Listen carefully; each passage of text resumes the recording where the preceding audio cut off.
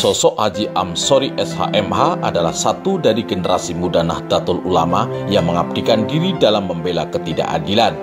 Pria ini diberi kepercayaan organisasi Islam terbesar di dunia, Nahdlatul Ulama, untuk menjabat sebagai Wakil Ketua Lembaga Penyuluhan dan Bantuan Hukum Nahdlatul Ulama.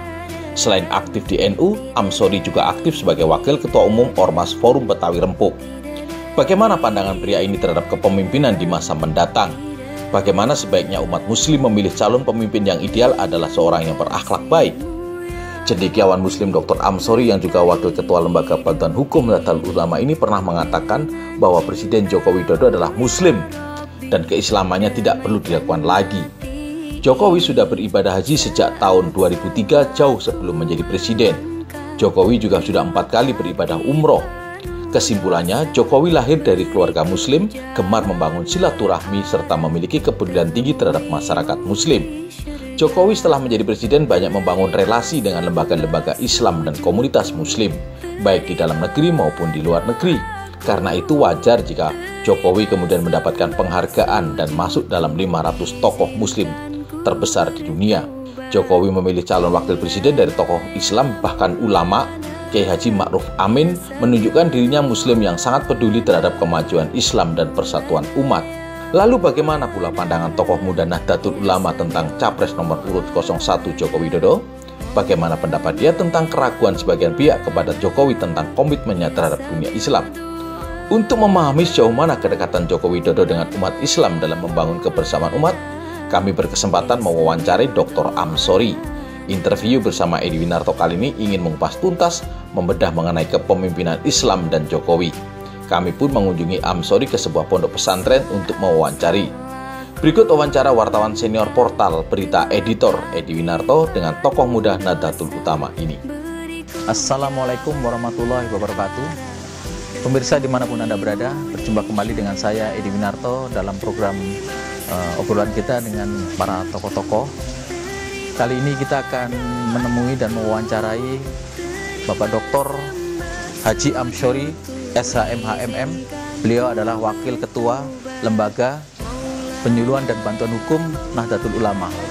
Bagaimana Anda memberikan kami sedikit mendapatkan pencerahan dalam obrolan kali ini tentang bagaimana kita memilih para pemimpin yang Islami. Baik, Assalamualaikum warahmatullahi wabarakatuh. Apa kabar? Alhamdulillah. Ini di hari yang berbahagia menjelang Pilpres nanti, memang banyak sekali informasi-informasi yang mana kita ditentukan oleh dua pilihan. Memang syaratnya adalah sholat istikharah dulu. Ketika kita bicara choice, pilihan, ada yang namanya bagaimana menentukan pilihan. Cara menentukan pilihan memang diarahkan oleh dua hal, yaitu pengalaman dan intuisi atau dari logika kita. Nah, berkaitan dengan teori Islam, apabila kita ingin memilih seorang pemimpin, ya apa yang dicontohkan oleh Rasulullah SAW, yaitu apakah sifat-sifat tersebut Islami. Yang pasti ada hal yang namanya sidik, amanah, patonah, tablik yang menyampaikan. Nah, dalam hal ini apakah calon pemimpin kita ini memang sudah sidik, sudah amanah, memban tugas dari apa janji-janji kampanye beliau, apakah memang sesuai dengan hal yang memang umat ingin arahkan pada beliau. Nah, tahun 2019 ini politik aliran, ya fenomena memang saat ini terjadi. Tahun 1955 sudah ada itu yang namanya kaum abangan, priai, santi. Nah, santri-santri ini seperti Nasakom dan sebagainya. Untuk kaum milenial, ya pertama adalah apakah kriteria para pemimpin tersebut sudah ada kategori seperti akhlak Rasulullah SAW. Minimal dalam bernegara hal ini, apakah umat Islam yang Bhinneka Tunggal Ika saat ini antar umat tidak terjadi perpecahan. Kalau kita lihat fenomena saat ini 2018, banyak hal yang seperti kegalauan dalam memilih pemimpin. Yang katakanlah Pak Presiden Jokowi petahana, ada Kiai Ma'ruf Aminnya, yang sana Prabowo Subianto dengan Sandi yang gak unonya, bahkan katanya ijma ulama lah, ijma ulama berapa lah ini kan, jadi pilih yang mana? Nah, itu saya sarankan, ya alangkah baiknya sholat istikharah dulu lah. Apa ukuran atau kriteria kita bisa memahami bahwa beliau adalah seorang pemimpin yang Islami dan akan memberikan kesejahteraan bagi umat Islam ketika beliau memimpin 5 tahun ke depan? Syahadat atau tidak, mukallaf orang yang sudah balik, apakah dia melaksanakan syariat Islam atau tidak. Saya rasa kalau untuk pemimpinan Presiden Pak Jokowi yang petahana saat ini tidak perlu diragukan kembali, kan gitu. Apalagi sosok wakilnya ada seorang kiai. Jadi Pak Jokowi saya lihat juga mimpin imam sholat, ya itu kan kalau udah sholat kan nggak mungkin lagi syariat-syariat Islam yang lain, haji sudah, ya ini artinya sudah terpenuhi lah kalau untuk pemimpin Pak Jokowi saat ini. Nah untuk calon capres yang satu lagi kan kita belum tahu kinerjanya seperti apa saat ini media, makanya zaman milenial ini ya harus pintar-pintar kita bermedsos. Ya kita memilah dan memilih kira-kira. Ada narasi-narasi yang diciptakan seolah-olah Pak Jokowi itu memusuhi ulama, kriminalisasi ulama. Bagaimana menurut pendapat? Dari mana seorang bisa mengatakan bahwa Pak Jokowi itu anti dengan ulama seperti itu? Buktinya beliau merangkul dengan ulama dan bahkan dekat Pak Jokowi sebelum jadi presiden, jadi wali kota pun, gubernur Jakarta sampai presiden itu dekat dengan para ulama. Saya rasa tidak ada lah gitu. Bahkan hukum ini kan melihat untuk kriminalisasi sesuatu itu apakah perbuatan tersebut memang benar dilakukan oleh ulama atau bukan. Nah, soal ulama seperti ulama warasatul anbiya, ulama kan nggak mungkin kalau dia mencontohkan apa kata Nabi, apa itu siroh sariroh dan apa perbuatan, apa yang dilakukan, apa perkataan, apa yang dilakukan itu oleh Nabi, nah, mungkin ulama itu melakukan hal-hal yang bisa dikatakan kriminal. Menurut saya seperti itu. Kalau kemudian yang tadi Bapak katakan kriteria bahwa seorang pemimpin itu akan dikatakan Islami, mengikuti ajaran Rasulullah. Betul. Apakah di sosok Pak Jokowi itu ada arah ke sana? Ya, saya kebetulan sudah melihat sosok mempelajari ya sosok pemimpinan Pak Jokowi saat di Solo, wali kota, bahkan di DKI. Saya sebagai orang Betawi ya, asli Jakarta, saya melihat pemimpinan Pak Jokowi meskipun hanya sebentar di Jakarta. Saya melihat gerak-gerik beliau difitnah, dihujat, dicaci maki, bahkan beliau dikatakanlah anak PKI, bahkan dikatakan tidak benci dengan ulama, tidak menjalankan syariat. Buktinya tidak ada yang saya lihat seperti itu. Di DKI Jakarta saya melihat kinerja beliau banyak yang bagus. Pada saat beliau menjadi presiden saat lalu, banyak bahkan diundang menjadi imam besar di Afghanistan, di Istanbul kan jadi imam besar, beberapa jadi imam sholat lah sering. Bahkan sebenarnya tidak perlu bisa diliput oleh media dalam hal sholat karena kan masalah pribadi dengan Allah, dengan kuasanya. Nah itu kalau saya melihat pemimpin Pak Jokowi sudah ya Islami, bahkan sudah hampir mendekati apa yang dikatakan diajarkan oleh Rasulullah SAW. Seorang pemimpin, apapun dia punya kesalahan, ya layaknya tidak boleh dihujat, dicaci maki, dihina dengan kata-kata kasar. Nah, saya rasa doakan saja lah. Toh kita doakan pemimpin kita kan dapat pahala. Dibanding kita hina, kita hujat, malah nambah dosa. Ya, gitu. Saran saya seperti itu. Apa pesan-pesan Mas Ansori terhadap para masyarakat atau umat yang masih memiliki rasa keraguan terhadap Pak Jokowi dalam masalah beliau sebagai seorang calon pemimpin yang Islami? Iya, yang pertama kita kenali sosok beliau, pelajari, jangan percaya atau mudah percaya dengan berita hoax, dengan berita bohong yang menghujat presiden kita. Atau dari kinerja misalnya program-program nawacitanya Pak Jokowi, beliau berhasil, alhamdulillah banyak yang diberhasilkan. Mungkin ada beberapa hal, oh ini kurang ya manusia. Nah untuk kaum milenial saring lagi, tabayun, saring lagi berita-berita hoax yang mengatakan adalah Pak Jokowi seperti ini, kinerjanya tidak berjalan dan sebagainya. Itu saya rasa ya dipelajari lagi. Kita saring dulu sebelum kita share, karena bahaya ini informasinya, bisa menjadi fitnah kalau tidak benar kan. Fitnah kan lebih kejam daripada pembunuhan. Al-fitnah itu asadu minal qatl, jadi pembunuhan.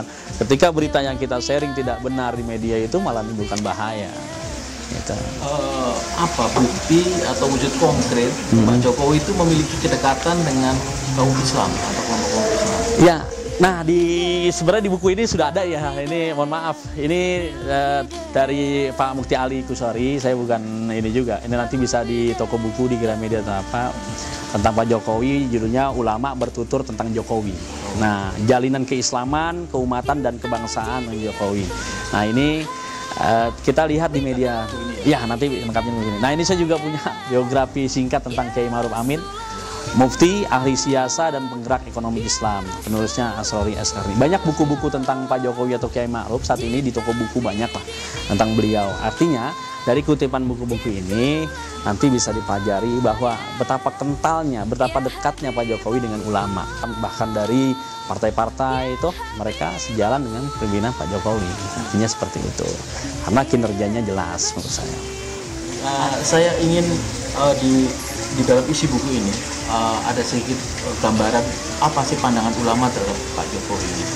Iya, buku ini sebenarnya tepat sekali hadir di tengah-tengah menjelang Pilpres 2019 karena buku ini juga menjawab keraguan. Bahkan memang Jokowi pertama seorang muslim, dari keluarga muslim, keturunan semua muslim, tidak ada yang non muslim yang pertama. Terus ia lahir dan besar dalam keluarga Islam, bahkan keluarganya Islami seperti itu. Namun tak sedikit juga yang meragukan, bertanya siapa bilang Jokowi itu non muslim. Nah, kemunculan buku ini memang saat itu dipertanyakan pada saat dengan beliau dengan JK. Dulu saat itu beliau langsung ke Mekah kan, umroh dan sebagainya. Beliau tuh pada saat ditanya itu keislamannya diragukan, bacaannya ini ya, beliau guru ngaji dekat dengan pesantren. Nah, dekat pesantren ini ada beberapa dari rumahnya ya? Artinya tak jauh dari rumahnya pesantren.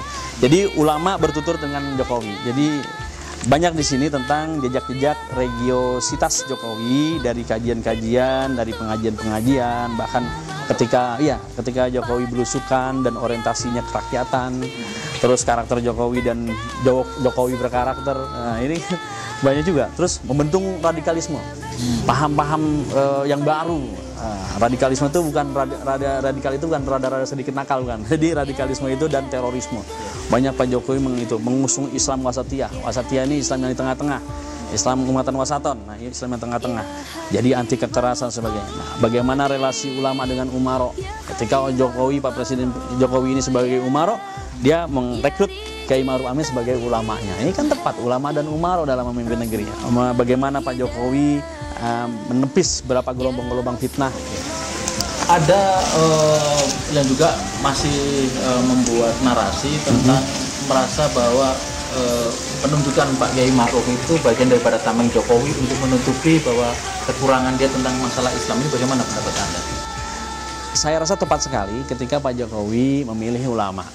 Ketika tidak tahu tentang perekonomian Islam, tentang perkembangan Islam, bagaimana membangun secara Islam, bagaimana negeri ini menjadi baldatun, thayyibatun, warubun ghafur, saya rasa tepat seperti itu. Tidak perlu menunggu ijma ulama, istihad lagi atau ijma yang berjilid-jilid. Jadi artinya Pak Jokowi tidak perlu harus menunggu ijma dari ulama, tapi beliau langsung memilih ulama. Betul. Nah, sekarang saya tanya, apa pesan-pesan Mas Amsori terhadap masyarakat kita yang masih ragu tentang bagaimana memilih calon pemimpin yang Islami tadi, apa yang harus mereka lakukan? Ketika kiai saya ada hajat, ya santri wajib bantuin, seperti itu. Jadi ini kan hajat besar tahun 2019, bagaimana ulama yang saat ini adalah Profesor Dr. Kiai Ma'ruf Amin akan menjadi cawapres. Saya sebagai santrinya, insya Allah teman-teman yang milenial, kaum santri, kaum yang beradab, ilmuwan, bisa membantu untuk ulama kita menuju ke istana, memimpin negara Indonesia, menjadikan negeri Nusantara ini menjadi negeri yang diharap-harapkan, yang dicita-citakan menjadi negeri yang tentram, aman, yang kembali lagi mungkin Indonesia yang negeri yang baldatun, thayyibatun, warubun ghafur, yang negeri yang cita-citakan. Dan pemimpinan Pak Jokowi menjadi sosok yang memang diinginkan, yaitu pemimpin yang sidik, yang dipercayai umatnya, amanah, yang mengemban para amanah yang diamanahkan oleh beliau, oleh rakyatnya, patonah, dan tablik tadi, menyampaikan pesan-pesan beliau. Itu saja. Terima kasih Mas Ansori atas waktu yang diberikan untuk bertemu dengan pemirsa di rumah. Sama-sama. Demikianlah obrolan kami dengan Mas Ansori, seorang intelektual muslim dari Nahdlatul Ulama, tentang bagaimana kita memilih seorang pemimpin yang islami agar kita memiliki keteguhan dan ketetapan hati, tidak salah pilih di Pilpres 2019 nanti. Demikianlah percakapan kami. Terima kasih atas kebersamaan Anda dalam video ini. Semoga apa yang disampaikan oleh Mas Ansori sangat bermanfaat untuk Anda semua. Wassalamualaikum warahmatullahi wabarakatuh. Ya Allah ya Tuhan kami.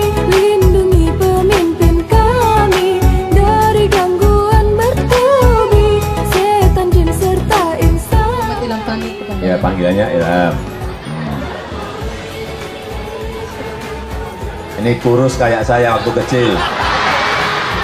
Ya tadi saya lihat-lihat kok kayak saya gitu apa. Ternyata kurusnya kayak saya. Ya Ilham silahkan, Pancasila. Pancasila. 1. Ketuhanan yang Maha Esa. 2. Kemanusiaan. 2. Kemanusiaan yang adil dan beradab. 3. Persatuan Indonesia. 4. Kerakyatan yang dipimpin oleh hikmat kebijaksanaan dalam permusyawaratan perwakilan. 5. Keadilan sosial bagi seluruh rakyat Indonesia.